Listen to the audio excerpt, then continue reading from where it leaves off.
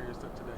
It's been a blessing just getting a chance to, experience this. Like you said, it's been a dream of mine since I was a kid. So, and even last year when I came early in the spring, I got a chance to watch the people last year, and all of my teammates were up there at the top watching. And I was just taking it in like, dang, I was really up there last year just watching all the guys, and now it's me. So, trying to take advantage of every opportunity that I got, today and, in the past with the combine and everything. But it's pretty cool to do it with my guys too. The guys around me was pretty cool just to cherish that moment with them. What are some of the things you want to make sure that you put on display today for all these scouts and coaches? I'm a route runner. I run every route. Whatever it is, I'm in and out every time. I feel like I've worked on that a lot of the time, throughout my whole career, even from high school. And I can run any route in a route tree, and I feel like I wanted to show that today, and I think I did so. So, yes, sir. Do you feel like that was a big question that teams and coaches have been asking you, and what have you been saying? Definitely. That was definitely a big question. If I could really run routes and expand the route tree, I've done it. But I guess not enough for their liking. So, that was something that I told them. I was like, okay, I understand that, and I'm gonna take that, and I'm gonna show you with the opportunities that I get, because I can control what I can in the future. And that was my main focus, was to control what I could, and try to be crisp on all my routes, to be in and out, in different routes, inside and outside. So I made sure I showcased outside routes and inside. I can be versatile in whatever situation they put me in. So that's what I've been emphasizing. How do you feel SEC football in Georgia prepared you for the NFL draft and the NFL? It prepared me immensely. When I've been doing these Zoom meetings with all these teams, the formations and everything is pretty similar. Like, even a couple teams are exactly the same. So it's pretty cool just to get a chance to have the preparation from the coaching staff. With Coach Coley, Coach Bobo, Coach Streeter, those guys who are all getting us right. Coach Hartley. I can keep going on with all the offensive guys. Who are helping us out, but the program and the structure of the offense helped me out perfectly, just because being in that pro style offense, it translates to the league just like that. And when I'm talking to these teams, I feel like I can just roll off the tongue like nothing.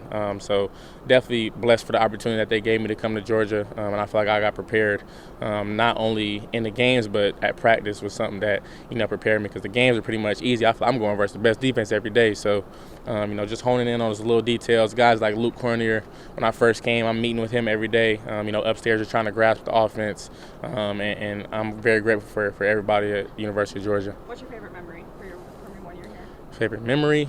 I gotta go SEC championship. Had to get that get back. I ain't gonna lie. I don't like losing, so I was definitely sick. And then a lot of those guys came before me. It was my first year here, but I just saw how much it meant to the guys around me. On the team as well. To win that SEC championship and go back to back, and especially the other team that we played too as well. We already lost in the previous in the year, so it was important for us and important for the guys, around the group and the coaches. And that one was special to me, because I didn't win anything in college, but that one I got some hardware to leave with. So definitely gonna always remember that for sure. Leaving the NFL combine, what were you most proud of? Most proud of? Definitely, I'll probably say two things. The routes for sure, getting a chance to showcase that I can run routes and everything, and then the bench press. That everybody says, oh, he's not 6'5", he's not this. I got one of the top numbers at the combine, so it speaks for itself for sure. Sounds like you work with a little bit of a chip on your shoulder. Definitely. When did that start for you? Definitely started at a young age, I would say, but really kicked in my freshman year in high school.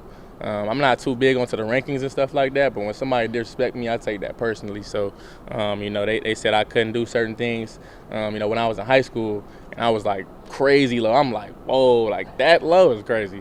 So I took that personal, and I told my dad, like, I'm going to be the number one receiver in my class coming out of high school. That was my goal in high school, and I did that.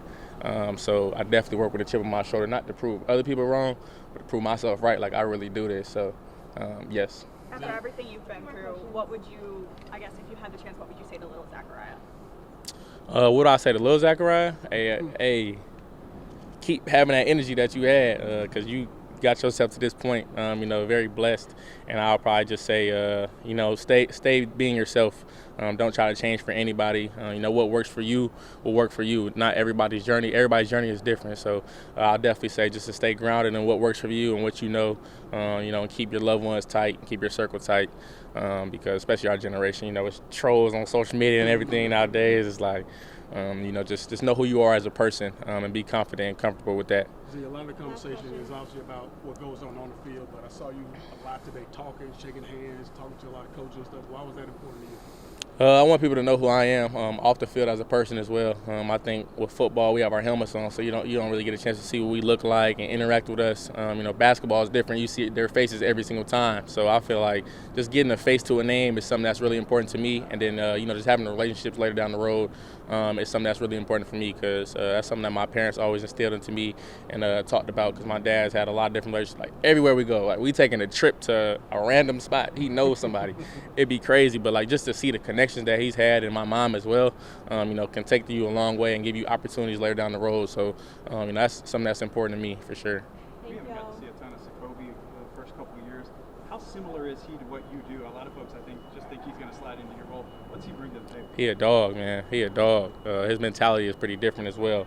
He works hard in the weight room, works hard, learning the system. Like when I first came, he was in the slot as well, so he was already in the system and played my position. So he did a good job, catching me up to speed as well. And sometimes in certain situations, some people may not try to help or whatever the case may be, because we're competing against each other ultimately.